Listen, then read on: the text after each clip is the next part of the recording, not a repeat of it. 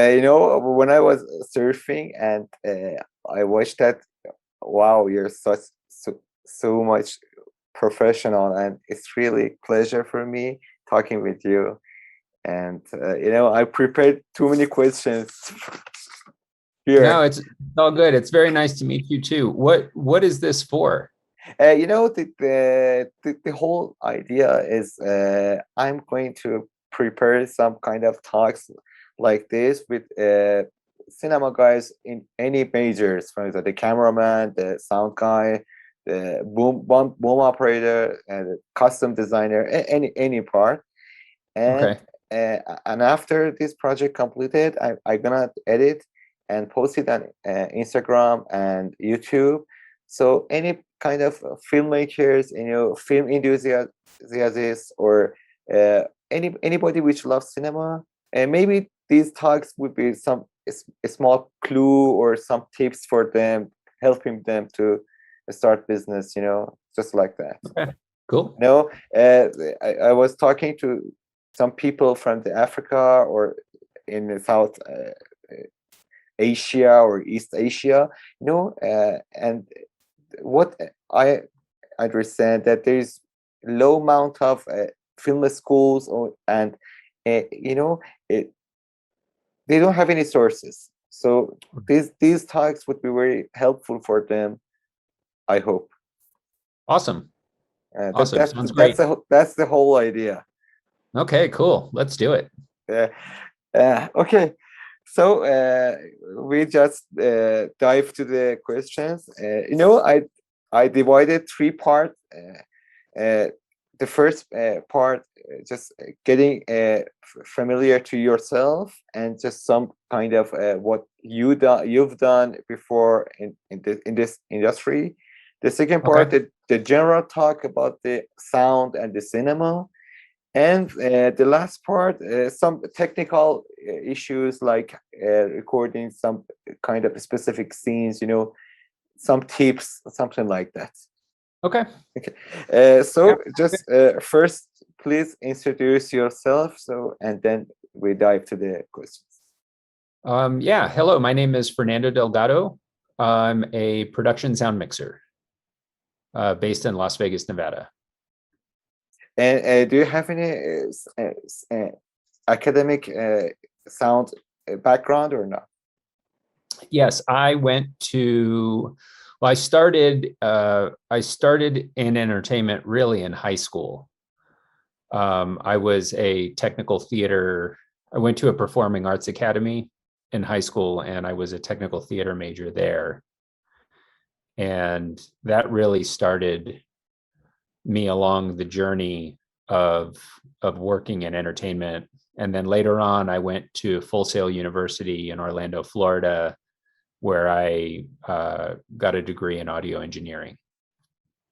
That's cool. And uh, just could you please tell me briefly, talk about your project you've done before, or any specific ones? Not. I Yeah, It's I really know interesting. you did too many. Just briefly. I, I'm really I've been very fortunate because I've been able to work in a lot of different areas of the audio industry. I've done a lot of live entertainment and live sports. I worked with HBO Boxing for a little over 15 years, intermittently. I'd do some jobs and then I'd go do something else, and then I'd come back and I'd do some more. Um, but I really learned a lot about live television working with HBO. I've also done a, a ton of reality TV. I shoot a lot of commercials, and over the last 5 years or so, I've been getting into motion pictures. Mm, that's cool. And did you have any favorite project you've done and Uh, you want to mention? well, I think right now my favorite project that I worked on was I got to do a very, very small part in the new Ghostbusters Afterlife.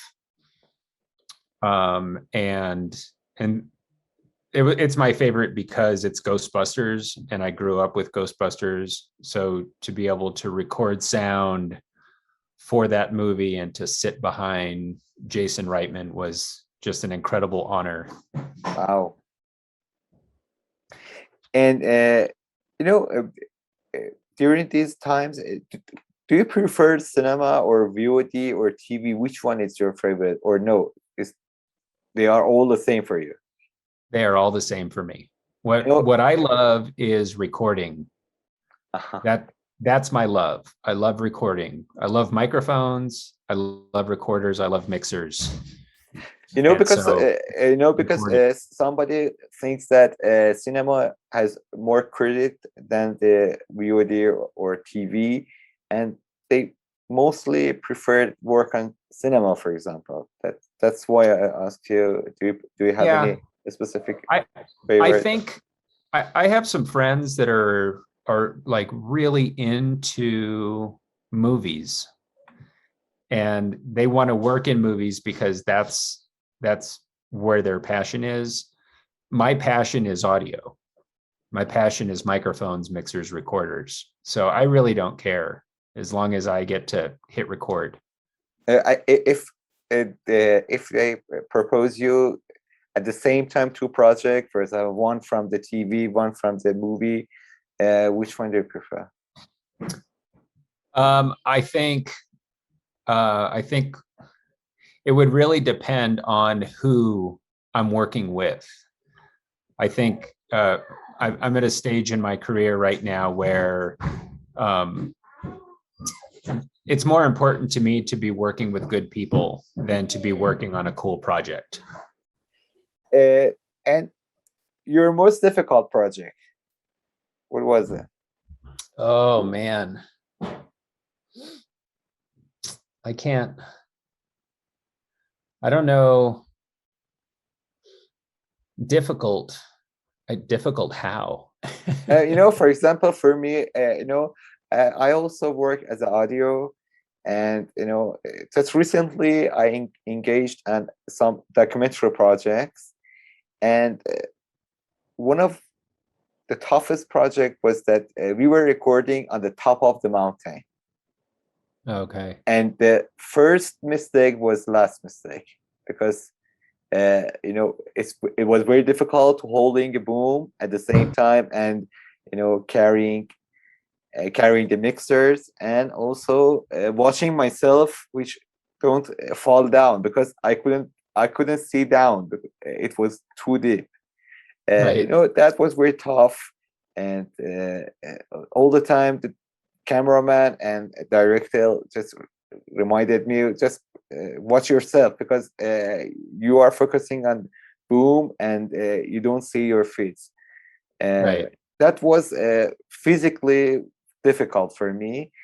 Or for example, I had a project with which it had so many different locations, so many different uh, scenes. For example, one scene had a fight, one scene had a group music playing, and it was so difficult to recording these different kind Right. of scenes. uh, just I want to know your experience of difficult. I think so. One of the hardest projects that I've had recently, I worked on a TV show for HBO Max called 12 Dates of Christmas. It was a dating reality show. And what made it difficult was um, I was understaffed. I didn't have enough people on my crew. So I was working very long days, 16, 18 hours almost every day for about 5 weeks. And Wow. and I had a lot of equipment failures. One day my main recorder went down, and about 10 minutes after that, my backup recorder went down. Oh my god. And and then because it was very busy, and everybody that I usually work with were not available.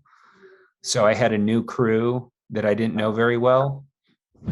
And some of those crew members were a little bit Amateur. inexperienced.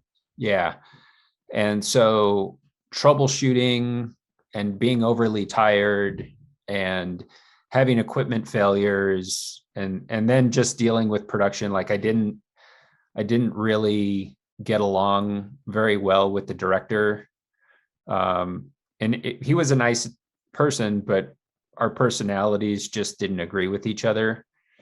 And so I think all of those things made that project really difficult for me. And I probably won't be putting that show on my resume. Um, I I don't feel like I delivered my very best product to my client. So I would say recently that was probably the most difficult project that I've done. For the little pause, this kind of failure on location, for example, as you said, the failure of the recorder or the microphones or any kind of gears, what is the responsibility? Does the production manager should pay for these failures or no? They're not responsible for that. Well, so in this case, the gear was not mine, at least not all of it. And so, I guess technically it's not my responsibility. However, I'm the person that they hire to handle the sound. So if there's any problems with the sound, that's my responsibility. And so even though a lot of the equipment that was failing was not mine, it's still my responsibility. And I think that that's actually a thing that a lot of people are very quick to blame something else when things don't go right. Oh, my microphone stopped working. The producers don't care, right? You have to keep working and you have to find a way to keep working. And of course, those are the things that make the job hard, is finding a way to keep production moving. But that is our job, is to keep moving forward. And so, so although I was not able to deliver my best product, I was still able to deliver a completed TV show. And so I did my job. Again, it was not my best job, but our responsibility when we take a job and we tell a producer that we're going to do the job, it doesn't matter whose equipment it is or whose fault or what is to blame. It is our responsibility ultimately to get the job done. And I saw that you had a Emmy Award, winning Emmy Award. I do too. And could you please tell me about your experience of getting this award and what project did you get this? I actually didn't know that I won an award until several months afterwards, when a certificate showed up in the mail. It was, the first one was for HBO Boxing. We won an award for best sound in a live sporting event that year, which was amazing. It's nice to be recognized, but to be honest with you, it's just a piece of paper that says that we did a good job, and it's nice to be recognized. But I think it's awards are, This awards is just proof for others to just get to know that this kind of guy, for example, this cameraman or this sound guy or anybody, to recognize that they are good. For example, somebody who doesn't know you, so they can know you from your projects or this kind of papers. That's yeah. I mean, it's nice, but it's not really something that I focus on. For me, I would rather have a project where my peers call me and say, "Hey, that sounded really good." That, to me, that's more important. I want to just dive to the second part, to talking the general talk about the sound. Just let's start with getting familiar to the sound from the perspective of a professional like you. What is sound? What is a good sound for a project? And just general definition of this industry. You mean as far as like how we record sound? No, just getting familiar with department of sound from the perspective of Oh, the okay. professional. Yeah. So a sound department can be a lot of different things. It really depends on the project. But for the most part, you have your sound mixer, and this is the person that is responsible for the sound crew and for the quality of the recording.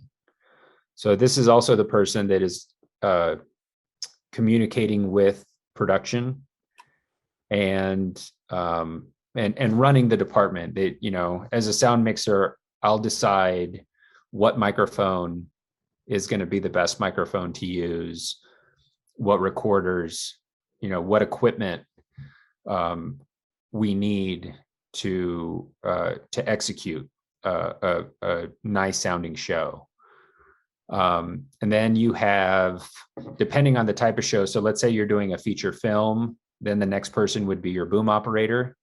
Your boom operator's responsibilities are really, their first responsibility, as far as I'm concerned, is they are the eyes and ears on the set. So they're putting microphones on the talent, but they're also communicating with the mixer on what's happening and what's happening next. What do we need to get ready for? They're the person that interfaces the most with the camera department. They're also the person that interfaces the most with the Actors. The actors, the assistant director, who's the person that runs the set. The boom operator in a lot of cases is the voice for the sound department, so that the sound mixer can sit back with the director and he communicate. Yes. Yeah. And then, if it's a really big shoot, you'll have a sound utility. The sound utility is basically the assistant for the sound mixer and the boom operator. So they will run cables, they'll move gear, and they'll basically, be there to run any extra, if there's anything that needs to be done that the sound mixer and the boom operator are not available to do, the sound utility will be the person to do that. Does sound utility works as a second boom operator or not? Sometimes. A lot of times the utility is a really good spot to get started in, because you get to watch and see how the other crew members work. And then when those opportunities come up, that person is usually the first person that the sound mixer will say, okay, you're up. It's your turn. So yeah, if there's a second boom, that person would generally be the person that runs the second boom. Mm-hmm. That's all. If you're well, and then so that's like a scripted TV show or a movie crew. If you're working on a reality show, you have the sound supervisor, which I do a lot of sound supervising, and that person, just like the sound mixer on a feature, builds the system, decides what gear is going to be best for that show, and hires the crew. But the big difference between a reality show and a scripted TV show is, like, I just got done doing a series for Netflix that was a reality show, and I had 5 sound mixers that were all mixing every day. Mm-hmm. So most of that was done E&G style, with the sound devices mixer on their belly, and they would go out and they would shoot. And then I would handle, as a supervisor, I handled all the location scouts, and I would prep any equipment that was needed for stuff coming up. So the And then most so the most senior guy in the sound department is sound supervisor, yeah? Generally, yes. And then anytime there was a big multicam where all of the cast was in one place, and on this show in particular, we had 10 primary cast members. So anytime all 10 of those cast members got together, I would bring out a bigger multi-track system, and I would record them on a bigger system. And then we would have the E&G crews, the other mixers, to handle any little stuff that was happening.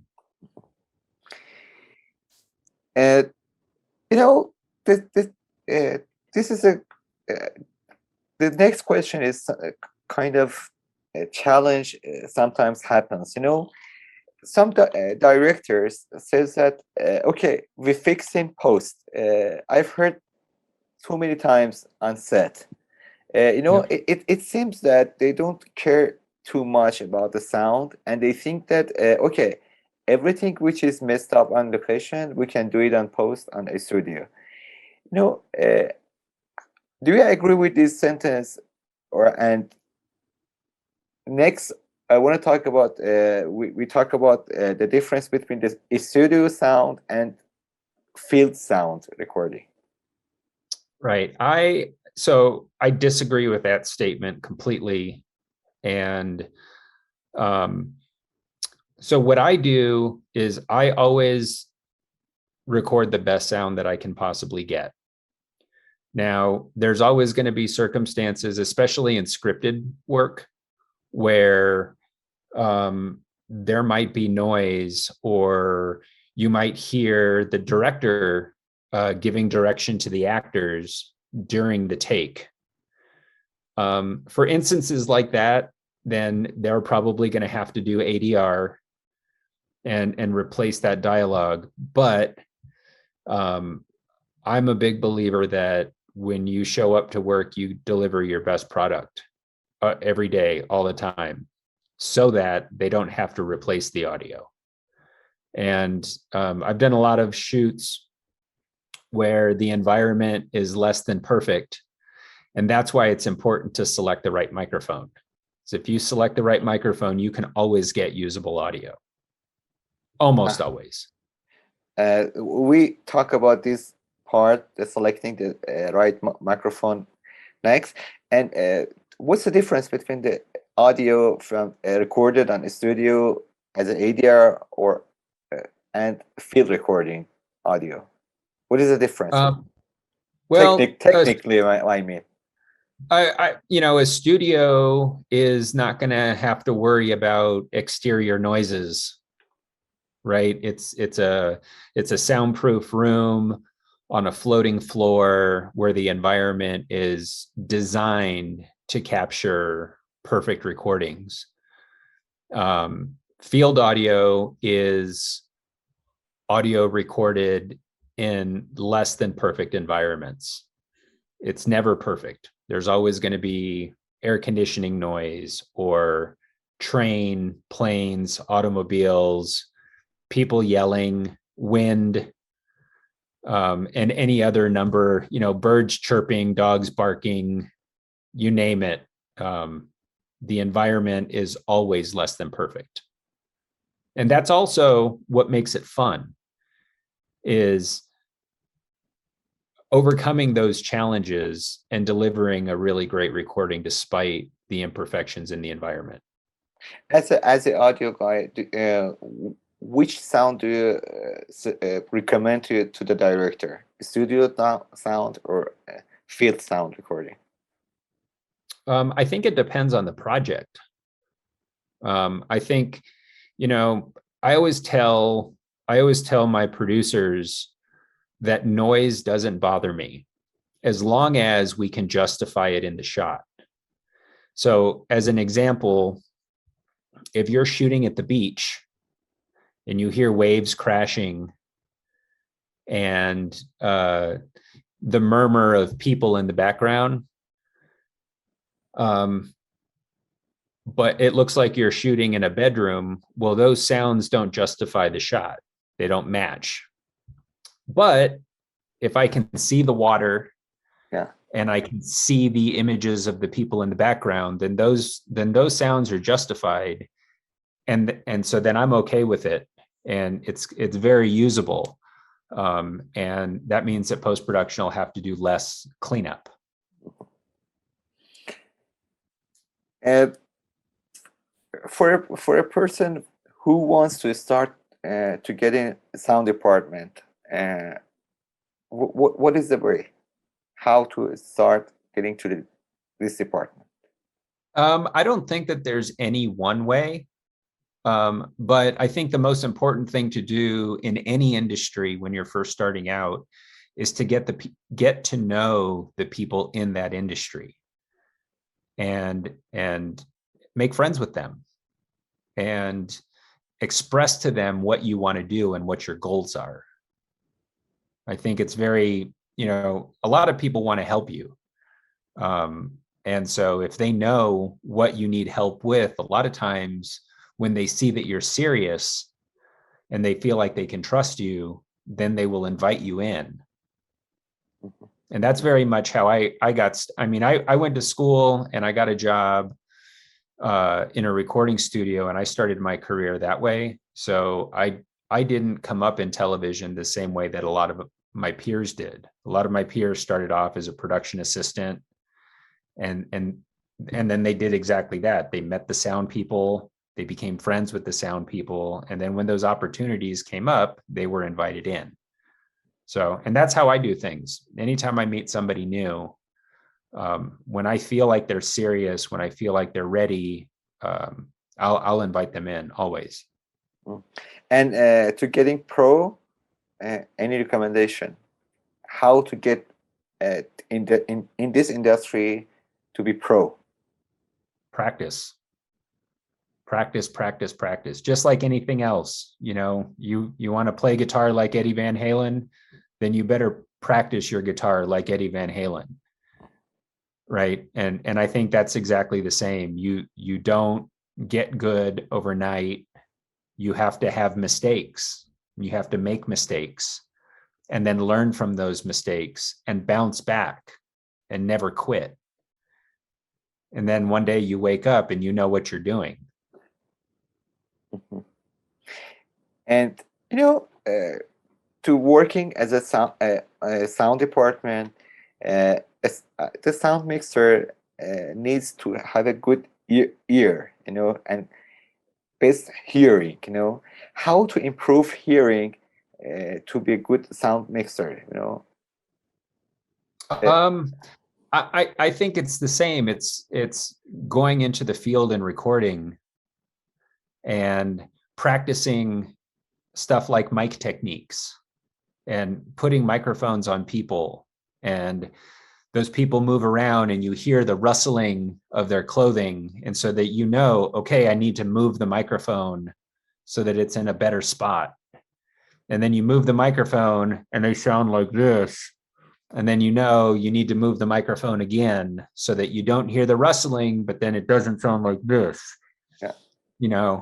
So I think it's just a lot of practice, a lot of trial and error, and listening to your peers. Younger people, I found, don't like to take advice from their peers, and my advice is, if you're just getting started, just shut up and listen, because you'll get some good advice that'll help you along the way. Yeah, that's the whole project is about. Taking advice from a pro like you, and just put this post on social media, so everybody which loves this to be in this industry take these advices. Right. Yeah. And do you think that sound guys should be in pre-production, or no? They just join at this start of the project, because some directors just think that, okay, we start sound specific on location and we don't need to have them in pre-production. and they just have meeting with the cameraman. What do you Yeah, think about? we everybody should be involved with pre-production. Every department, from uh, lighting, cameras, audio, makeup, wardrobe. Everybody should be in pre-production, because the more I know about the project going in, the more prepared I can be on that first day of shooting, and the better product you're going to get. If I know that we're shooting at an airport, then I can talk to production about the noise that those planes are going to be producing, and we can have a conversation about it, instead of me showing up on the first day and telling the producer this location sucks because we're going to hear planes taking off every couple minutes. It's better to have those conversations before you start. So you think that in pre-production needs the sound guy recommends the producer, for example, to change the location or change these wardrobes because these wardrobes are not suitable for the microphones, or any kind of recommendation? Do you think Well, that any of it's those possible? things. This is a duty? To your point, if I meet with the wardrobe people, we can have a conversation about microphones. If I'm doing a job where the entire cast is in bikinis and I don't have anywhere to hide my mic pack, I can have that conversation with production before, and we can see if maybe we plant microphones depending on what the cast is doing. Maybe it's a boom only situation, depending on the camera angles and how wide the shots are. And we can have those conversations about how we can overcome these obstacles without changing everything.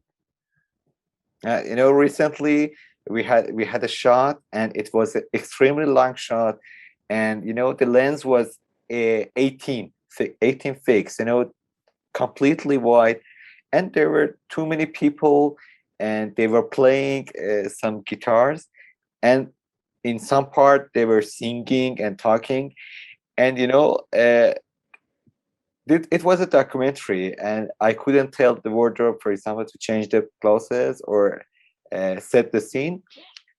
I just planted the microphone, and it was like a jungle, and I was buried the microphone just under the soil, and put a small stone to hide it, and I record the whole scene from plant microphone, and I put one boom from the very far, so just it recorded the whole environment.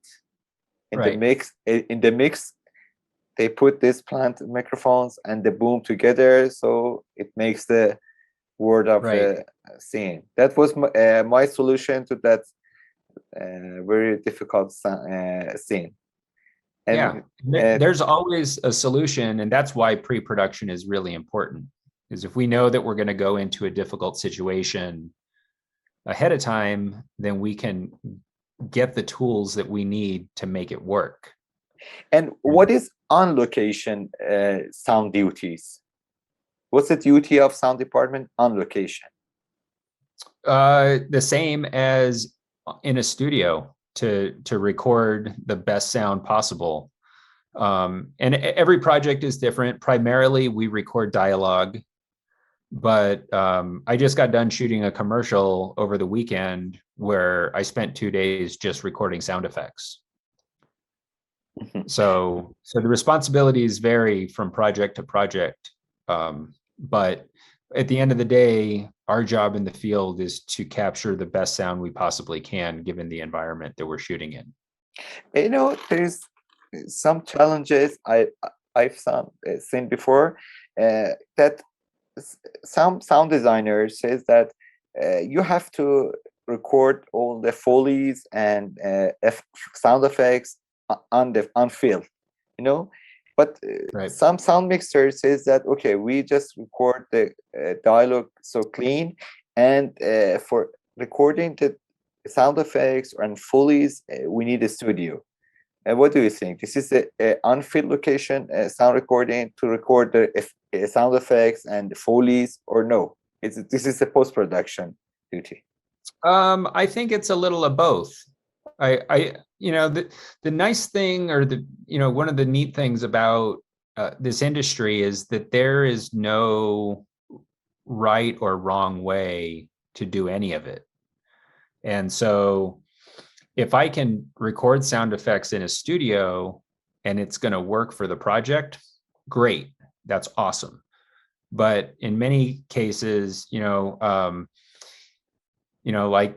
a while ago, I did a job for Cadillac, and they had a new car that was coming out, and they wanted me to record the sounds of the engine on a racetrack.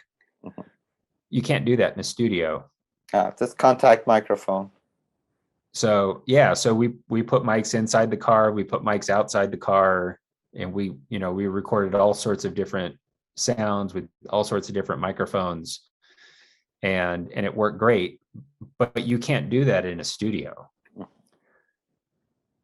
No, for generally, what is whose duty is? Because I've seen too many challenges about this duty. Some people think that okay, you have to record all the sound effects or most of sound effects on location, because producer says that I don't pay much more money for the post production and for the studio. And some sound mixer says that okay, this is the post production process and this is not ours. Yeah, I don't think that there's a right or wrong answer. I think every project is different, and every producer is going to want different things. So, I love recording sound effects. A lot of times I'll record sound effects even when they don't ask me to, just because I feel like it would benefit the post-production team. But it really depends on what the producer wants. At the end of the day, our job is to deliver a product that the producer is happy with.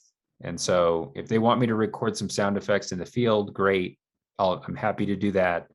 And if they want to save it for their post-production staff, I have a lot of friends that are sound designers who go into the field and record all of their own sound effects. And what is the relationship between sound department and the camera department on set? Just for a small pause. Once I was in a movie. I was a boom operator, and the scene was shooting on a hospital, and there was a spot that which we specific could put a boom just one place. We had one place to put the boom, and we had shadows. The sound mixer told to the camera, okay, you have to put your lighting which eliminates these shadows. And the camera department says, no, this is your duty to put your microphone and consider these shadows and consider these lights, because I need these lights. But we didn't have any spot to put the boom. Right. We had only one spot, and this makes some conflict between the sound department and the camera department. What is the relationship between these two parts? I think again it is very different from job to job. When I first started, the lighting department would light a scene where we had a couple options where we could put our boom. Today, a lot of the younger lighting people don't know how to do that. It's like a lost art. And a lot of times, it's really interesting because we're all trying to deliver a great product. Everybody is. but I've worked with some people that will work with me and will make adjustments so that it looks good and it sounds good. But I've also worked with some camera departments that are just like, screw Yeah. you, sound man, get out of here, get out of my way, don't talk to me. So it really depends on who you're working with. And the way that I work is, if you want to work with me, great. I love that. And I'll work with you, and I'll compromise to help you as well. And if you don't want to work with me, that's great too. I'll still work to compromise with you. And if you're not going to work with me, then I'll just find another way to get the job done. In that part, the scene was, the directed off the crew because nobody compromised. Yeah, This, and sometimes that happens, and um, uh, this it, industry has a lot of yeah, egos, and a lot of people think that they're just more important.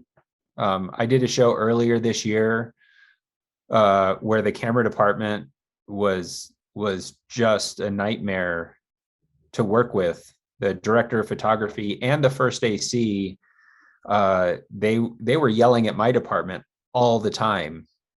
We couldn't even get them to say good morning to us when we started our day. But I've kept in touch with the post-production department on that show, and it sounds great. So we made it work. yeah, yeah. And that's our job. I'm not going to fight with somebody. I'm just going to find another way to get my job done. And two more questions about this part, and just we dive to the last part. I know I'm just concerning that I take your time too much, and no, you're good, man. I'm really sorry if I take your. No, don't apologize. You're good. This is all good. Thank you. Could you please shortly tell me about recording music?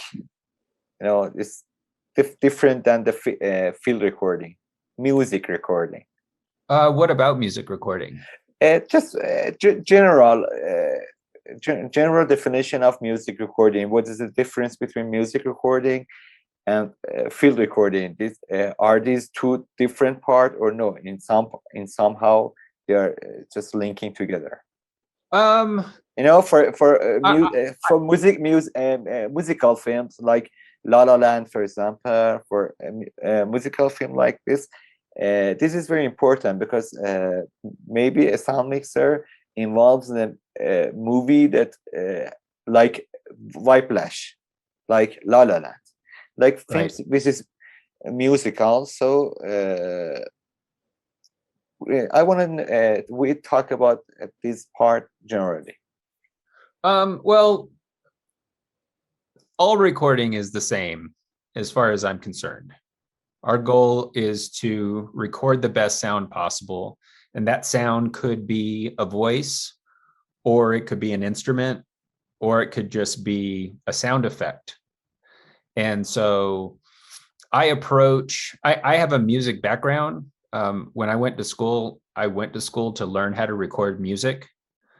And my approach to recording everything comes from a musical point of view.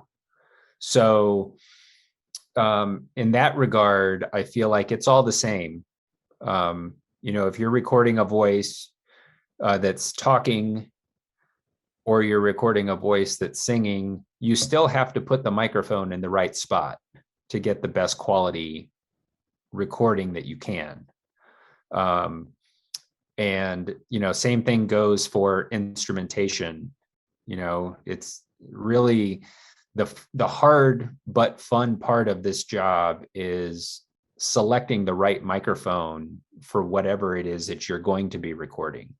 I would say in instances where you're doing musical components, the other job that would be included in the sound department, in addition to the sound mixer, the boom operator, and the utility, in many cases would be a playback operator. which I've done as well. Um, and that's basically, you'll receive uh, tracks or a Pro Tools session from the post-production department, and you'll take that stuff and edit it down and play that audio back on set for the artist to hear. So And in many cases, they'll do little in-ear monitors or a micro ear so that they can hear the music, but it's not so loud that it disturbs the recording. you know, they call sound engineer. You know, the word engineer, is related to the sound. Do you think that sound department is kind of technical or arting department? They are artists or engineer. I saw this conversation between some people that the sound department, they are just engineer, they are not artists. And this came to my mind that what do you think as a professional sound guy, that sound department is engineering or art? I think it's both. I think um, I think you need to know the technical. It's like playing an instrument, right? Like you need to know the technical side of your job, but it's still it's still an art. Being able to go into a situation and get a good high quality recording, it takes, in my opinion, it takes an artistic person to be able to do that. Some people are more artistic than others, and they might excel in one area of the business more because they're more artistic than they are technical. Personally, I'm a very technical person.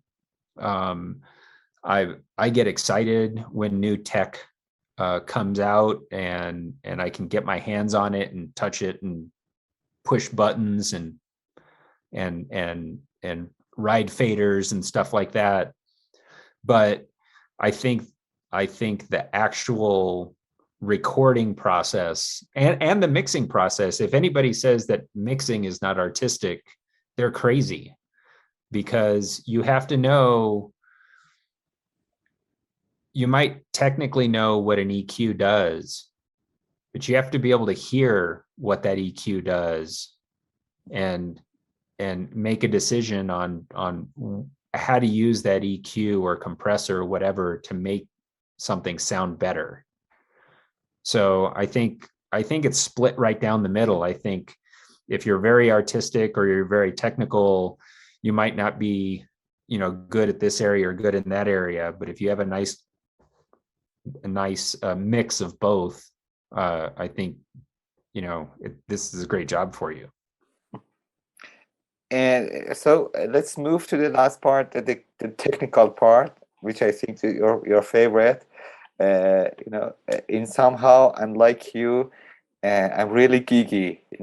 I like gadgets. I really like gadgets all the time. I just uh, read about the gadgets, about the technical things that comes. For example, new recorders, new microphones, different microphones. And one of my favorite is that I had a big house with full of equipments. I really like that, and I enjoy watching these equipments.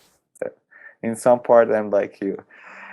By the way, okay, in technical part, first of all, how to choose right gear for project. For example, you have a script, or for you have a reality show. Before getting to the set, you need to bring some gears, equipments. How do you choose what kind of gear and what kind of equipment take with yourself to the set? Well, that goes back largely to pre-production.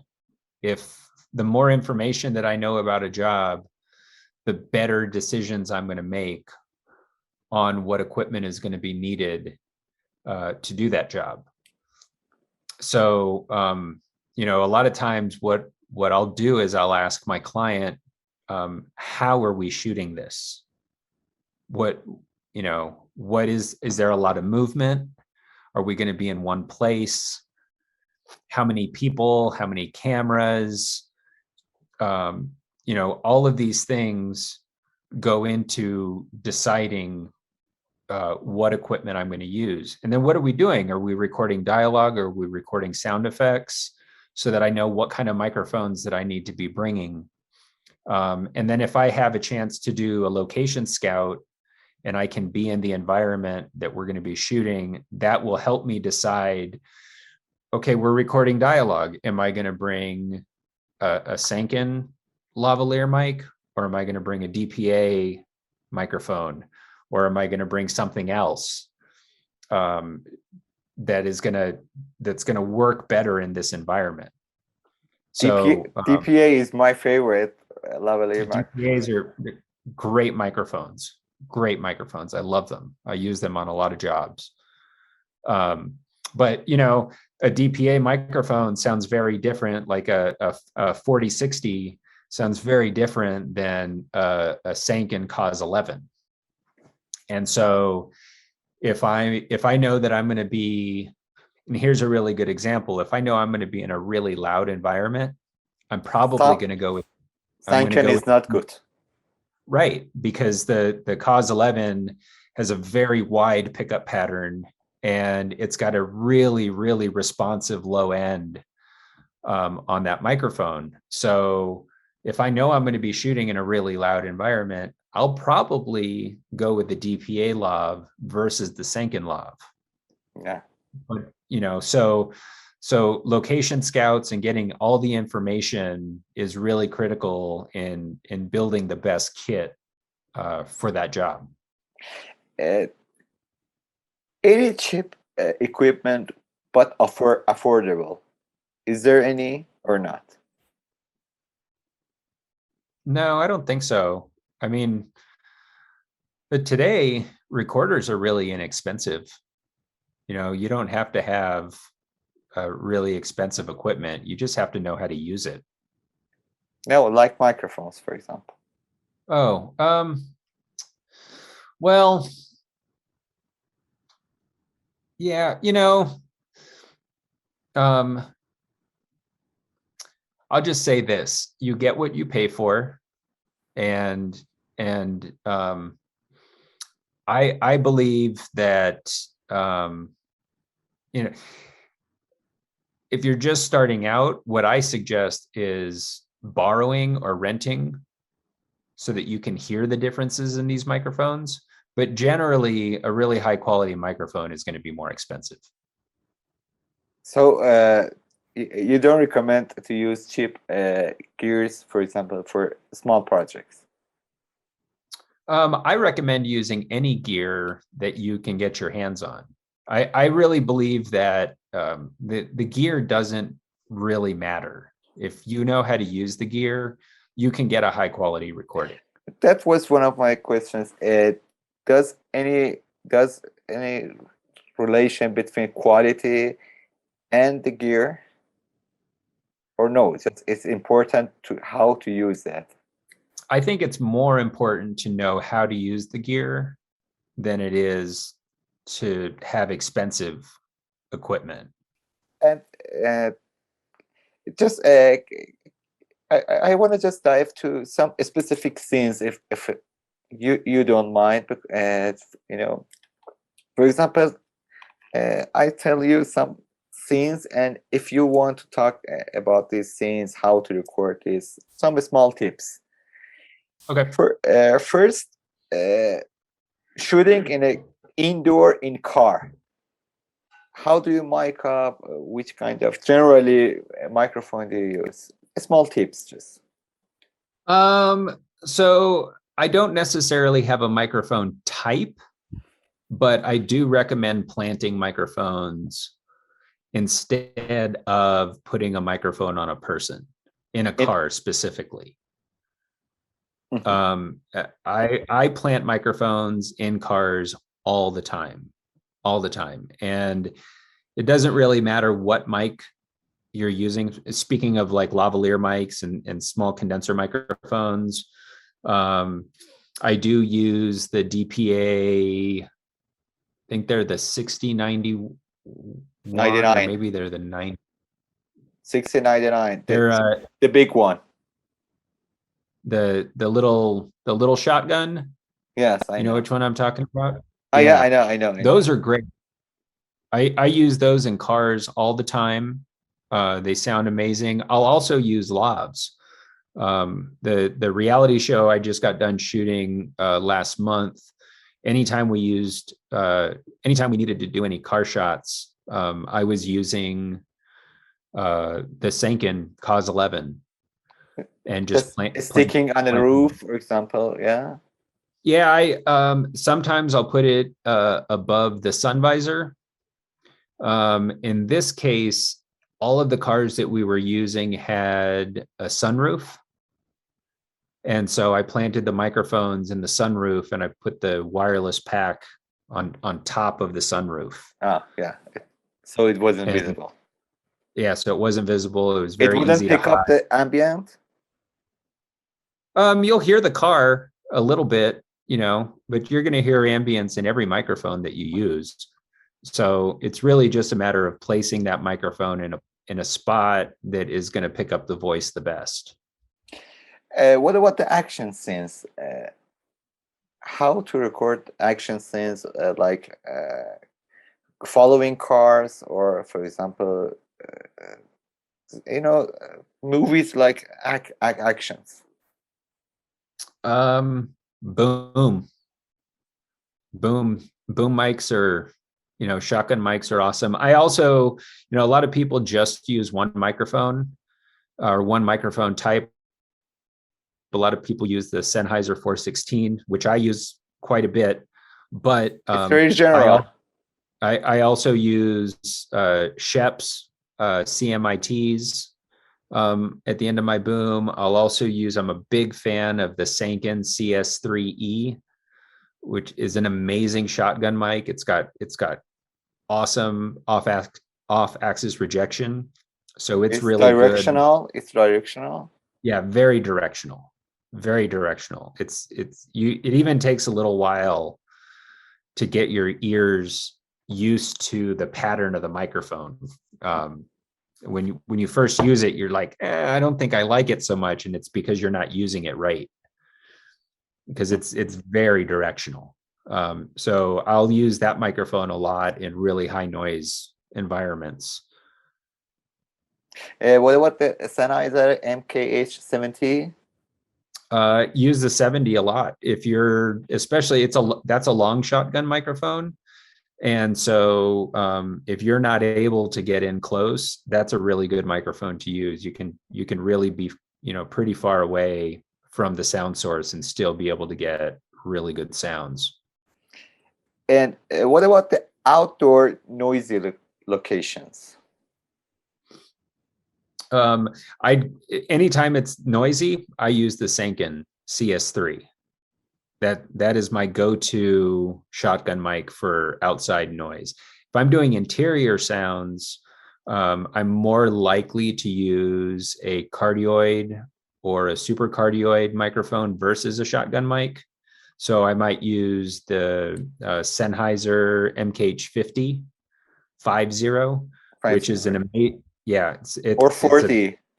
Or the 40. The 40s are great. I also use the Shep's MK41, which is a beautiful, beautiful microphone. That's usually my go-to microphone for interior dialogue, stuff like that. I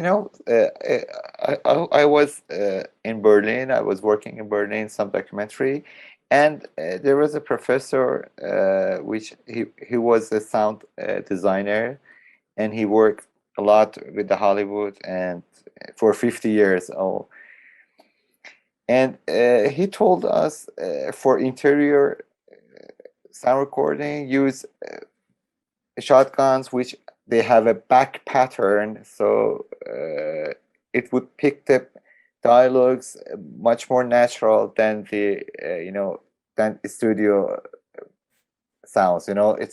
They told us not to use for example 416 or MK60 because they sound like ADR because it's very Right. directional.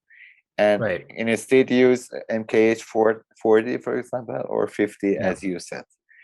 Yeah. Not only that, but those microphones, they have a very long throw compared to a cardioid microphone. And so, in addition to capturing that dialogue, you're also going to be hearing all of the reflections that are happening in that Yeah, space. yeah, And you want to avoid that as much as possible. yeah. If you use directional microphone, you will have so much more reverb. Yeah, Yes. Yeah. yeah. Yeah. You'll hear the entire room, where with something like a cardioid microphone, like the MK41, it's only going to pick up what's right in front of it. And what about the fighting scenes? Like, for example, Fight Club or like a Snatch from the Guy Ritchie. The fight scenes. What do you? It depends on where Because we're I shooting. think that love mice wouldn't work because they always touch each other, they hitting each other, so it wouldn't work. Yeah, I would boom. I worked on some fight scenes in a movie called I think it was Kickboxer. Um, it was a man, I can't remember the movie right now.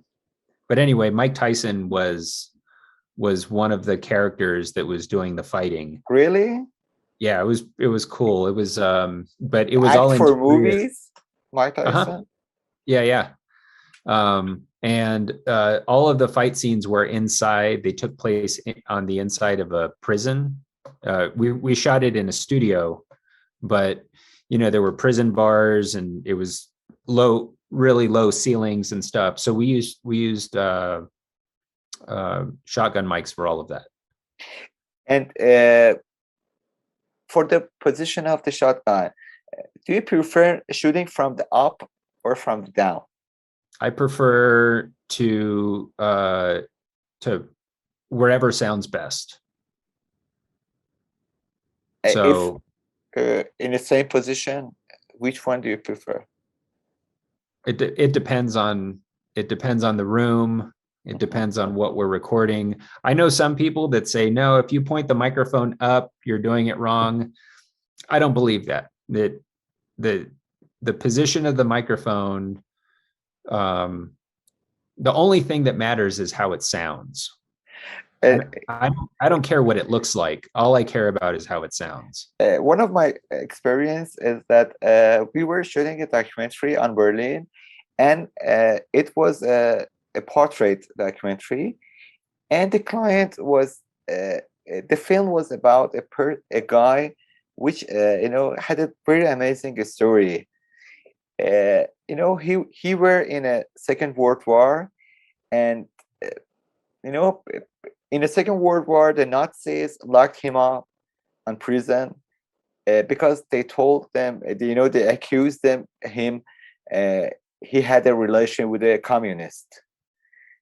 After the Nazis failed the uh, war, he was on East Berlin, and the communists accused him he had a relation with Nazis, and they put him in a jail. And in he was uh, 9 years on prison of Wow. communists, and on prison he swear to God, I never leave in a room if I go out of prison. And just he lived in a street. Oh, wow. Yeah. And when we were filming him, first I put the boom from the up, and he just feared that, oh, this is a bomb, this is a bomb. Just this bomb reminded him the Second World War. Right. And the whole scene, we were shooting the boom from the down, because he couldn't stand with the boom up. And that was very amazing memory of myself, that I should the whole scene from down. How did it sound? Not bad, but in some part I preferred to shoot from the up, because we were outside, and when I put from the down, I pick up much more ambient, like Right. cars. But Mhm. it wasn't possible, because the prospect, just didn't feel safe. Right. Right. Well, that's the most important thing. Yeah, that was the most important thing. And he was really amazing guy. They paid him 2 million mark as an intimate, and he just spent the whole money drinking alcohol on on the street. Yeah. Wow. Yeah. Wow. Very, very amazing. He had an amazing life, and of course That's tough life. And he knew the oldest spot of Berlin, and he had so many memories before World War and after World War, the communist, and after this joining East Berlin and West Berlin together. And he was full of history, actually. wow. That's Yeah, neat. yeah, yeah. And out, uh, I saw one thing on your page. You said that intercom is a sound department duty. Is it sound department duty or production man duty? No, Because it's sound. It's sound. Intercoms are sound. some people When think that it's a production duty. They should provide these intercoms, but you told that. well, they can provide them, but the sound department should be the people setting it up. In my opinion, I own a lot of intercoms, and I work with intercoms quite a bit. And the reason I say that is because there's microphones and speakers involved, and we're the department that deals with the microphones and the speakers. So it's a sound. It's part of the sound department responsibility. Now, if a show is going to use intercoms, they should have an intercom person that sets it up and handles all of that stuff. But that intercom person is part of the sound department. Mhm. I was working on a movie, and I was a director assistant, and they put me uh, responsible for the intercoms. I set it up, all the intercoms, and Yeah.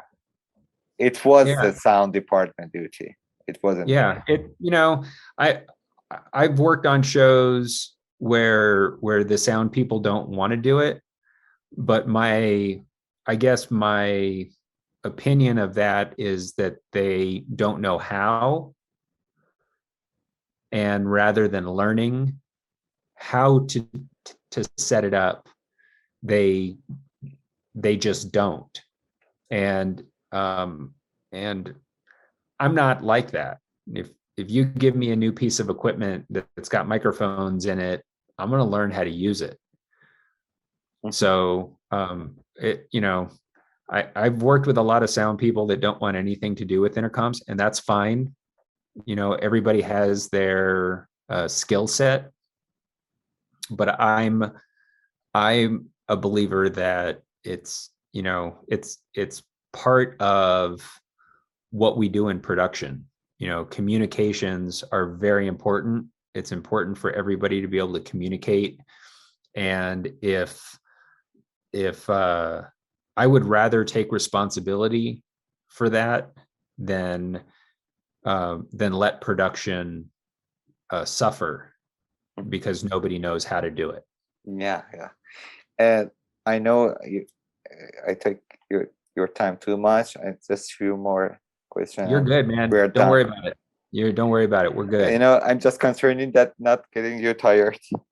No, you're good. You got to be tired. No, I'm really I enjoy talking with you. I mean it Yeah, because you're uh, good. it's like a school for me because I also work as a sound department, and I consider you as a professor, as a teacher. I just Thank you. It's really enjoyable for me talking with you. I mean it. Thank I you. really mean it. Likewise. Thank you very much. And I saw that you're working with gears and you modify microphones and modify headphones.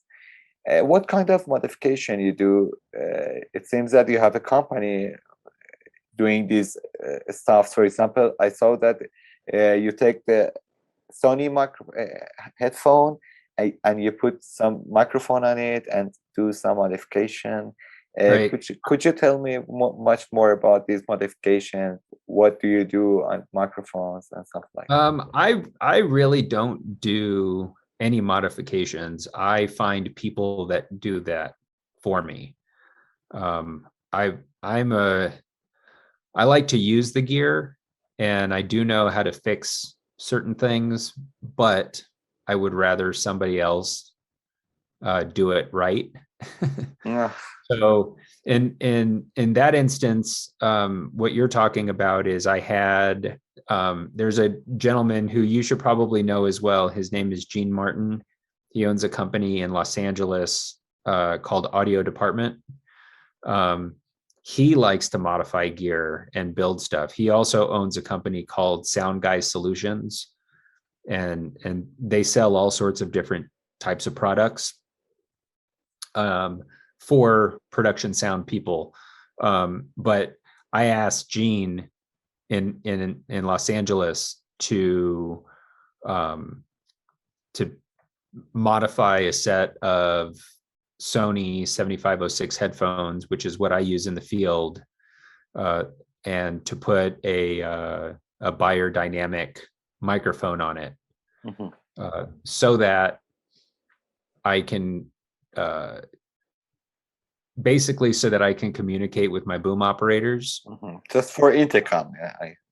Yeah. It's just so that I can communicate with my boom operators, and when I do a verbal slate, the microphone is close to me and I don't have to lean in Yeah. to the microphone on the mixer. So that's why I did that. Was I just got tired of talking into the microphone that is built into the mixer. But Gene, he's the guy that does all the modifications. He's amazing. Oh, that's very nice. That's very nice.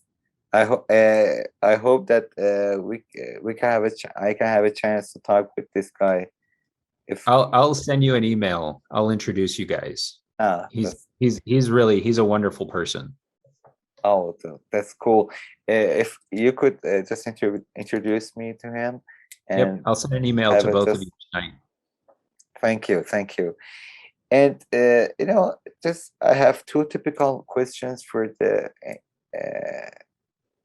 ending the conversation. First is, do you have any plan for next 5 years? Oh no, just living at the moment. I've been working over the last couple of years to understand post-production a little bit more. And I think if I had any goals, really, I would like to do more post-production work. As I get older, as you know, field audio is a very labor intensive. It can be very hard on your body. And so I want to continue doing what I'm doing, but I want to do it smarter than I've done it in my younger years. But I want to continue working in audio. I love this area of the business. I've been very blessed to work on all sorts of really great projects in all different areas. But I've never actually posted anything. So I would like to learn and move into post-production as I get older. And for the last question is, do you think that, you are professional, and, there is some filmmakers, they can pay professionals the right money, because they are expensive. They have expensive gears and they are experienced. So if these India filmmakers, they don't have too much money. Do you think that for example, you as yourself support these India filmmakers, for example, to take less money, or helping them, working with for them for their movies, or no? Yeah, I think it depends on the person. Over the years, I've done some short films that were very low budget that I didn't charge any money for because I liked the person that was producing or directing it. So I think, I don't do that very often because I have a family to take care of, and I've got bills to pay. But I love this business just as much as anybody that so I will do projects for less money from time to time, depending on who is doing the project and what the project is. If it's something that I really think is going to be amazing, if it's a great story. But to me, right now, the most important thing to me over money is people. If you're a good person, if you're producing a project and you're a good person, or you're a director and you're a good person, like a good in your heart, a good person, then that means more to me than anything. It means more to me than money. It means more to me than the project. It means more than anything. I'm at a point in my life where I just want to be around good people. Oh, that's great. Uh, I can't explain my feeling now, because I really think that I really feel that it touched me, the thing that you Oh, told thank me. you. Yeah, Well, I think yeah, it's important. There's a lot of yeah. people in this business that are selfish, and they're only thinking about themselves, and they're only worried about their goals. I am not one of those people, and I don't want to work with those people. Even Yeah. if they have a lot of money to pay me, Mhm. hire somebody else, because um, I've worked with really great people over the years, but I've also worked with really shitty people over the years. And I will take less money and work with good people any day. That much It, money and working with shitty people. yeah, I would rather make less money and be surrounded by good people that Uh, have good hearts. uh, you know, uh, just Fernando, just not to being show off, but when I started this project, to talk with some professionals and posting on social media, I found some people from the uh, East Asia or Africa, or even in my location in Iran. Uh, you know, uh, they didn't have any access to anything to know about this industry, and Right, these talks were very useful for them. right. There was a guy from the, I don't know, somewhere in Africa, and I don't know where it is, and he sent me text that, could you please just uh, setting a talk with me. He was it was a 16 years old teenager, and he said that, I'm, uh, I love this industry. I have just a camera and shooting some just movie by myself, and I need to be promoted. And I set a talk with him, and he was a small kid. He didn't. He was just started this, but I tried to just behave him like a professional, because I wanted to give him self-confidence to continue this his dream, because I saw that he did have nothing. He, he lived in a Right. kind of countries which they have always conflict. There is no government, there is no police, there is no safety, there is nothing. And Right. in the middle of this chaos, he wants to do media. He wants to, working as a movie, something like that.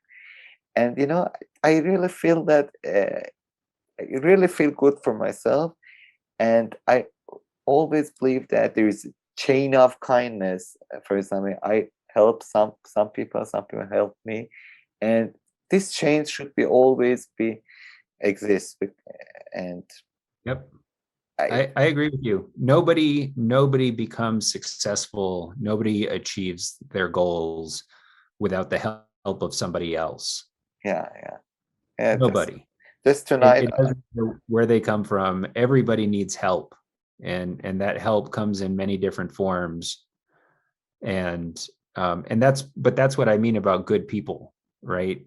You, if you're the kind of person that is not willing to help somebody, even though you yourself have received help to achieve your goals, stay home.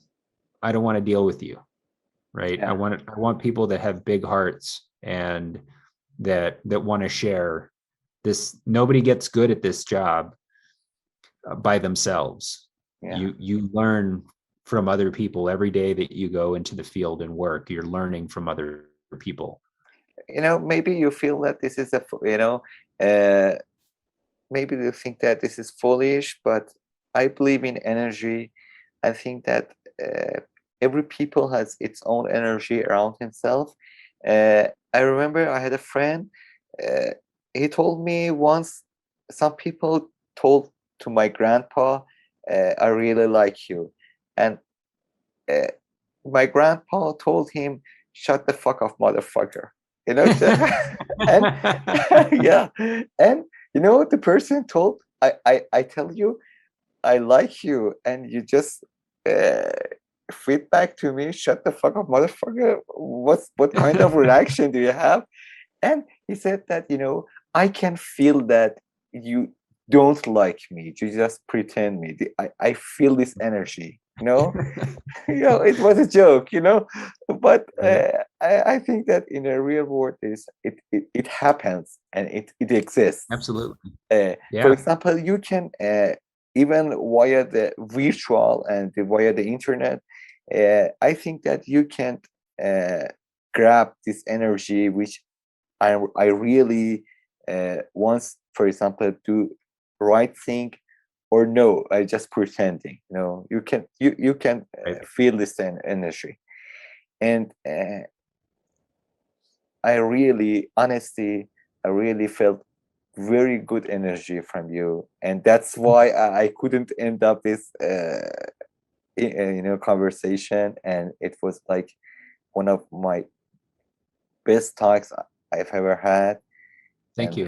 And really, I don't know how to appreciate you just gave me your time. I know some kind of professional like you, they have very tight time, and that was very great, really great. Yeah, man. Thank you very much. I appreciate you inviting me. No, I'm that was my glad to pleasure. speak with you.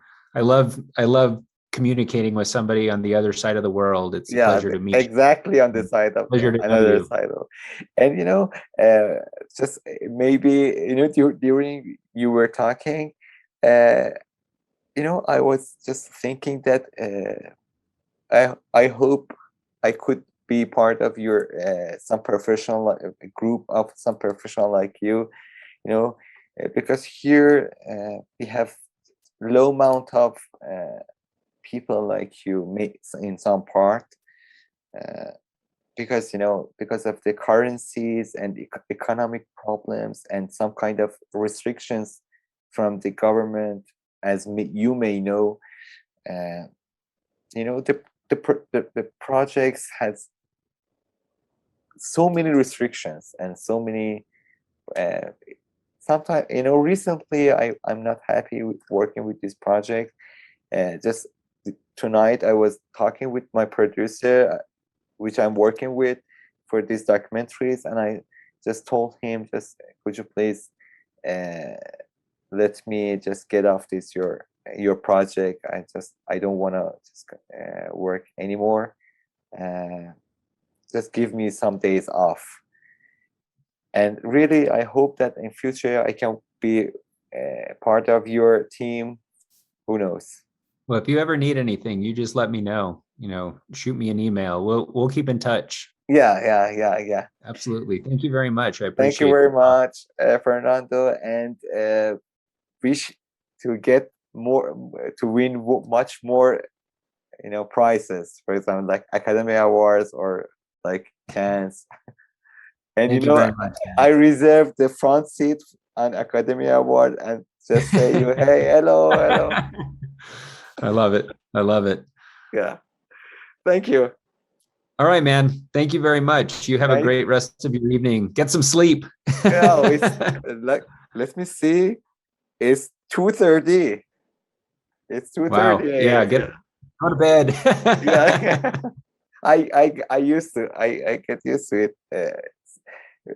Being awake during night. Sometimes I work at night. Right. Thank you very much, Right. Fernando. Have All a right, good man. day. You take care. Bye Take bye. care. Bye-bye.